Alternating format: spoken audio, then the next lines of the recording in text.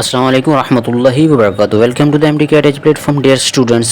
जैसे कि आप जानते हैं कुछ एमसीक्यूज़ अपलोड किए थे, उसके बाद ट्रिक्स अपलोड की थी, तो फिर आज एमसीक्यूज़ होंगे और वो होंगे हार्मोन से रिलेटेड। ठीक है, तो इन एमसीक्यूज़ को देखिए और इनके जवाब दिए तो गए हैं, लेकिन आप इनको ना साथ साथ करने की कोशिश कीजिएगा। ठीक है, तो क्योंकि कोऑर्डिनेशन में से 5 से 6 क्वेश्चन तो लाजमी आते हैं एमडी कैट में, हर मरतबा आते हैं 5 से 6 क्वेश्चन वो लाजमी लेते हैं इसमें से। तो इस वजह से हार्मोन वाला पोर्शन थोड़ा सा मुश्किल लगता है बच्चों को, इस वजह से मैंने सोचा इस पे एमसीक्यूज़ होने चाहिए। ठीक, क्वेश्चन है what is the primary function of insulin in the body? Regulating blood pressure, stimulating bone growth, promoting glucose Uptake, enhancing muscle strength. ये प्रोमोटिंग ग्लूकोज अपटेक है। ठीक है, इंसुलिन का ग्लूकोज के साथ ही रिलेशन होता है ना, आपको पता है। इंसुलिन और ग्लूकागोन एंटागोनिस्टिक वर्क करते हैं। ठीक है, which hormone regulate the body calcium level?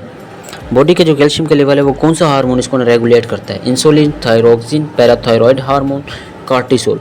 Parathyroid hormone को पैराथॉर्मोन कहते हैं, पीटीबी में ये लफ्ज़ यूज़ किया गया पैराथॉर्मोन, इसको पैराथायरॉयड भी कहते हैं। ठीक है, अच्छा, which hormone is produced by the pancreas and helps lower blood sugar level? Pancreas से पैदा होता है, ब्लड का शुगर लेवल क्या करता है? कम करता है। ठीक है, आपको पता है पेंक्रियाज के 2 सेल होते हैं, अल्फा सेल और बीटा सेल। वैसे तो 4 भी होते हैं इसके, जो हमारी पीटीबी में बताएगा वो 2 हैं। ठीक है, तो इसको इंसुलिन है जो शुगर लेवल कम करता है, ग्लूकागोन क्या करता है? इसके एंटागोनिस्ट वर्क करता है, वो ग्लूकोज का लेवल बढ़ाता है। ठीक है, तो वो एमसीक्यू पूछ सकते हैं ना, एंटागोनिस्ट कौन काम करता है इसके।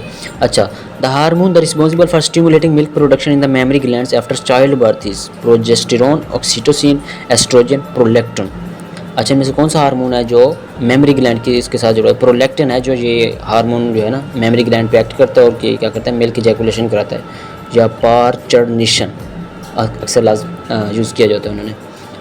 ठीक है, तो वो उसके लिए ये प्रोलैक्टिन इस्तेमाल होता है। ठीक है, which hormone is responsible for the fight और flight response in stressful situation? तो कौन से होते हैं ये?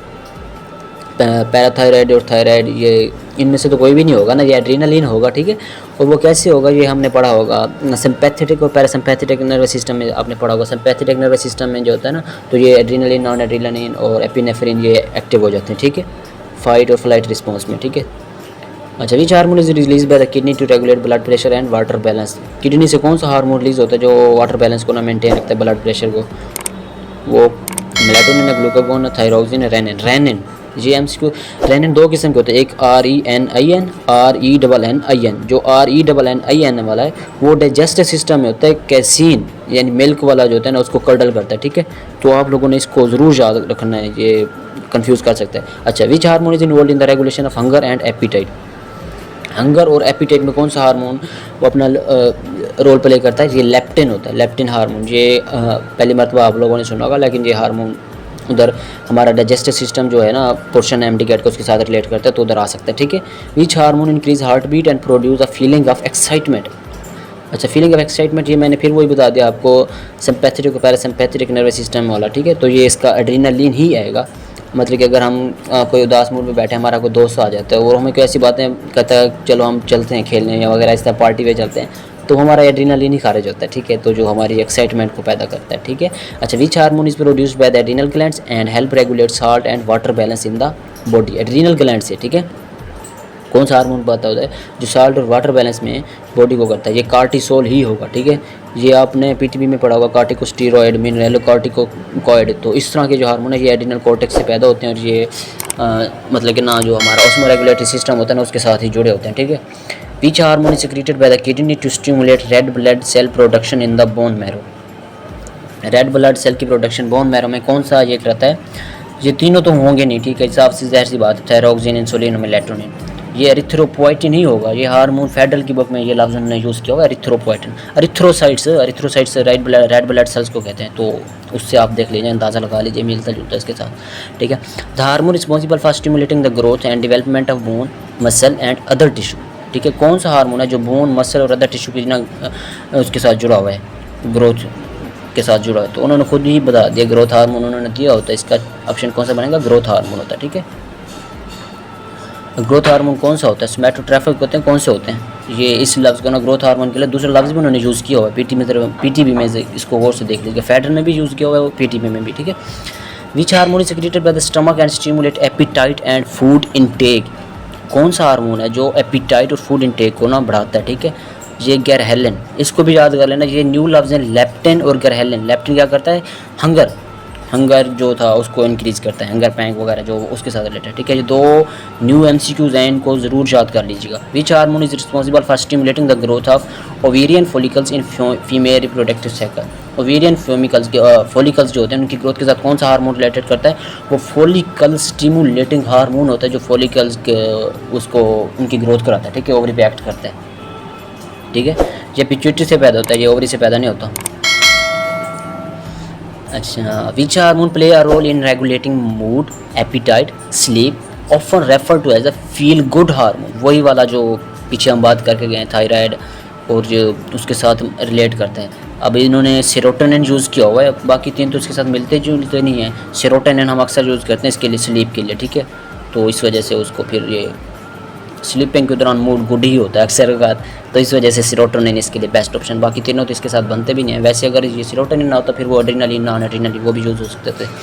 अच्छा, which hormone is responsible for stimulating the release of egg from the ovaries in female में कौन सा जो हार्मोन है वो एग्स की रिलीज़ करवाता है, ठीक है। ओव्यूलेशन के दौरान एग रिलीज़ होता है और वो कौन सा हार्मोन कराता है, LH कराता है। ल्यूटिनाइजिंग हार्मोन का लेवल जब बढ़ जाता है तो फिर जो एग होता है वो रिलीज़ होता है ओवरी से, और इसको क्या कहते हैं, ओव्यूलेशन कहते हैं, ठीक है।